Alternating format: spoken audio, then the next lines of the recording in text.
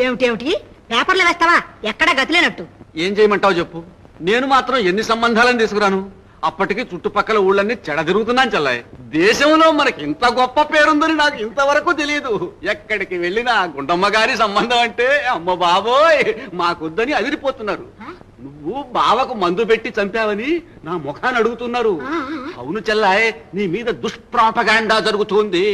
ఎవరికొచ్చింది పొయ్యి కాలం? నేను ఎవరికి అపకారం చేశాను? ఎవరో ఎందుకు, ఇంట్లో వాళ్లే. నీ మారు కూతురు లక్ష్మి లేదు, ఇరుగు పొరుగు వాళ్ళతో వాగుతూ ఉంది. వాళ్ళు ఊరుకుంటారా? ఊరంతా ఏకి పెట్టారు. నిజమేనన్నయ్యా, ఇది నాకు పెద్ద బెడదైపోయింది. ఇది ఇంట్లో ఉన్నంత కాలం నా కూతురు పెళ్లి కాదు. వచ్చిన వాళ్ళంతా దీన్ని చూసి నా కూతురు వద్దంటున్నారు. దీనికి దారిన పోయేవాడిని ఎవరైనా చూడన్నయ్యా, ముడెట్టేద్దాం. అదెంత పని లేదు, చేసేద్దాం. ముందు సరోజ్ సంగతి తెలుసు. ఆడదానివి నువ్వు మాత్రం ఎక్కడ తిరుగుతావు? నా మాట విని మా అబ్బాయికి ఇచ్చి పెళ్లి చేసేసాయి. ఇదిగో అన్నయ్య, నీకు ఎన్నిసార్లు చెప్పాను? మళ్ళీ నీ కొడుకు ప్రస్తావన నా దగ్గర